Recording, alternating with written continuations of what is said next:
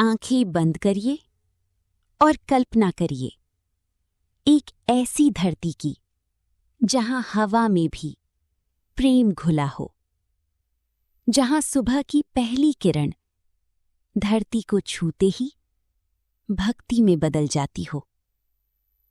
वो स्थान है वृंदावन और उसके पास गोकुल। और वहीं जन्म हुआ एक ऐसे बालक का जो सिर्फ बालक नहीं, स्वयं भगवान थे, कृष्णा। गोकुल सिर्फ एक गांव नहीं था, वो एक जीवित भावना था। मिट्टी के घर, छोटे छोटे आंगन जहां हर सुबह गोबर से लीपा जाता, दरवाजे पर रंगोली और अंदर तुलसी का पौधा। गायें, सैकड़ों गायें, उनकी घंटियों की आवाज ऐसा लगता जैसे कोई मधुर संगीत बज रहा हो। गोकुल की गोपियां, उनका दिन सूरज से पहले शुरू होता था। वे उठतीं, पानी भरतीं, चूल्हा जलातीं, फिर गायों के पास जातीं, गाय को सहलातीं, प्यार से बात करतीं। गोपियां धीमे स्वर में, आओ लल्ली, दूध दो। दूध दुहते समय वे भगवान का नाम लेती। फिर शुरू होता सबसे खास काम, माखन बनाना। दही को मटकी में डालना, मथानी घुमाना। धीरे धीरे मलाई अलग होती और फिर माखन निकलता। लेकिन कुछ अजीब हो रहा था। हर दिन माखन गायब, मटकी खाली। गोपियां सोच में पड़ गईं। गोपियां, ये कैसे हो सकता है? उधर एक छोटा सा बालक मुस्कुरा रहा था। उसकी आंखों में शरारत थी। उसके होठों पर माखन लगा था। और वही था कन्हैया, कृष्ण। वह छोटा सा बालक जिसकी आंखों में चमक थी, जिसके होठों पर माखन लगा था। वह कोई साधारण बालक नहीं था, वह था कृष्णा। एक सुबह सूरज की हल्की किरणें गोकुल के घरों को छू रही थीं। गोपियां अपने काम में व्यस्त थीं और तभी कन्हैया अपने दोस्तों के साथ एक योजना बना रहे थे। कृष्ण, मित्रों, आज हम सबसे स्वादिष्ट माखन खाने वाले हैं। दोस्त घबराती हुई, लेकिन कन्हैया, अगर पकड़ी गई तो? कृष्ण हंसते हुए, अरे तुम बस मेरे साथ चलो। वे धीरे धीरे एक गोपी के घर पहुंचे। दरवाजा आधा खुला, सब अंदर घुस गए। अंदर ऊपर एक मटकी टंगी थी, सफेद, मलाईदार, ताजा माखन। लेकिन वो बहुत ऊंची थी। दोस्त, अब क्या करें? कृष्ण, हम सीढ़ी बनाएंगे। एक बच्चा नीचे बैठा, दूसरा उसके ऊपर, तीसरा उसके ऊपर। धीरे धीरे सब ऊपर चढ़ते गए। सबसे ऊपर खड़े थे कृष्ण। उन्होंने हाथ बढ़ाया और धड़ाम, मटकी टूट गई। माखन नीचे गिरने लगा। सभी बच्चे खुशी से उछल पड़े। कृष्ण ने माखन उठाया और खाने लगे। लेकिन उन्होंने सिर्फ खुद नहीं खाया, उन्होंने बाहर खड़े बंदरों को बुलाया। कृष्ण, आओ तुम भी खाओ। बंदर भी उनके दोस्त थे। वे माखन खाते और कूदते। और अगर कोई बंदर मना करता, कृष्ण नाराज होकर, अरे इतना अच्छा माखन है। तभी घर की मालकिन वापस आई। उसने देखा पूरा घर बिखरा हुआ, माखन जमीन पर, और बीच में कन्हैया गोपी, अरे आज तो पकड़ लिया। कृष्ण ने देखा और तुरंत माखन मुंह में भर लिया। गोपी, अब बोलो। कृष्ण मुंह भरे हुए, मैं नहीं। और फिर कृष्ण भागी, उनके पीछे गोपी। पूरा गोकुल हंसी से गूंज उठा। ये सिर्फ चोरी नहीं थी, ये प्रेम की लीला थी। अब गोकुल की गोपियां सच में परेशान हो चुकी थी।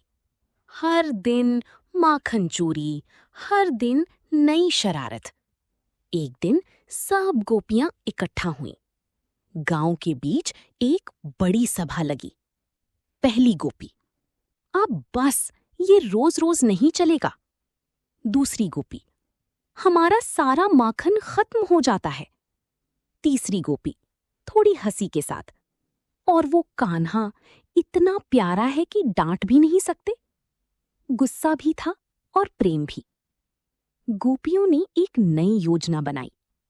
अब माखन को और ऊंचाई पर टांगा जाएगा। मटकियां इतनी ऊंची कि कोई बच्चा वहां तक पहुंच ही न सके। उन्हें लगा अब कन्हैया हार जाएगा, लेकिन वे भूल गईं वो कौन है? कृष्णा। कृष्ण ने देखा मटकियां अब और ऊंची हैं। दोस्त, आप क्या करेंगे? कृष्ण मुस्कुराते हुए, अब तो और मजा आएगा। इस बार उन्होंने और बड़ी योजना बनाई। लंबा पिरामिड, और ज्यादा बच्चे, और ज्यादा हंसी। कृष्ण फिर से ऊपर पहुंचे और फिर से माखन चोरी। एक बार कृष्ण ने माखन खाया नहीं, बल्कि दीवार पर लगा दिया। एक गोपी ने पकड़ लिया तो कृष्ण रोने लगे। कृष्ण, मैंने कुछ नहीं किया। और गोपी पिघल गई। कभी कभी कृष्ण अपने दोस्तों पर इल्जाम डाल देते। कृष्ण, मैया मैंने नहीं, उसने किया। अब गोपियां फिर से गईं माता यशोदा के पास। यशोदा, अब कुछ करो, तुम्हारा कन्हैया हमारा सारा माखन खा जाता है। यशोदा सुनती रही, कभी हंसी, कभी हैरानी। यशोदा ने कृष्ण को बुलाया। यशोदा, कन्हैया, सच बताओ, क्या तुम माखन चुराते हो? कृष्ण, मैया मैं नहीं, ये सब मुझसे प्यार करती हैं, इसीलिए मुझे बुलाती हैं। मां मुस्कुरा दी और गोकुल फिर से प्रेम में डूब गया। गोकुल में शरारतें बढ़ती जा रही थीं। गोपियां बार बार शिकायत करतीं और इस बार माता यशोदा ने ठान लिया, आज कन्हैया को सजा मिलेगी।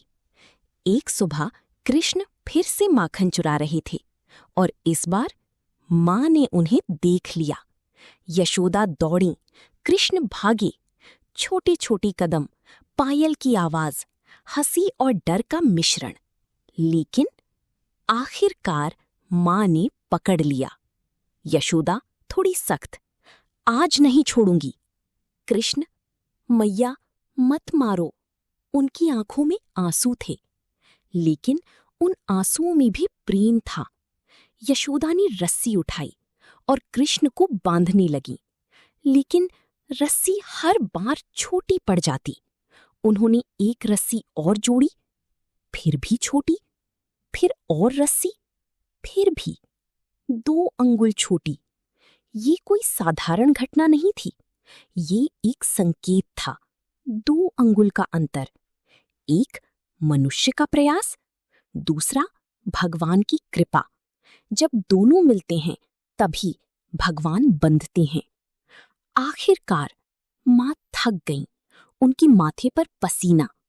कृष्ण ने देखा मां का प्रेम और स्वयं भगवान बंध गए, एक साधारण रस्सी से नहीं, मां की प्रेम से। ये माखन चोरी सिर्फ शरारत नहीं है। माखन क्या है? हमारा शुद्ध हृदय। और कृष्ण क्या करते हैं? उसे चुरा लेते हैं। लेकिन क्यों? क्योंकि उन्हें वही दिल पसंद है जो साफ हो, निर्मल हो, प्रेम से भरा हो। और जब ऐसा दिल मिलता है, भगवान उसमें बस जाते हैं। अब कल्पना कीजिए, यमुना किनारा, शाम का समय, हल्की हवा और दूर बांसुरी की धुन। वो धुन कृष्ण की है। वो बुला रही हैं, अपने दिल को माखन जैसा निर्मल बनाइए और देखिए, कृष्ण खुद आ जाएंगे। जय श्री कृष्ण। अगर आपको ये कहानी पसंद आई हो तो इसे लाइक और शेयर करें और चैनल को सब्सक्राइब करना ना भूलें। Thank you.